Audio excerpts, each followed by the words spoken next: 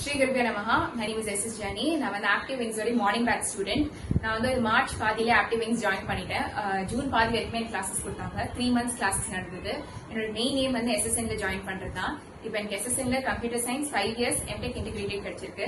அதோட main reason வந்து active wings தான். என்னோட ஆக்டிவ் விங்ஸ் டியூட்டர்ஸ் வந்து வினிதா மேமும் கீர்த்தனா மேமும் தான்.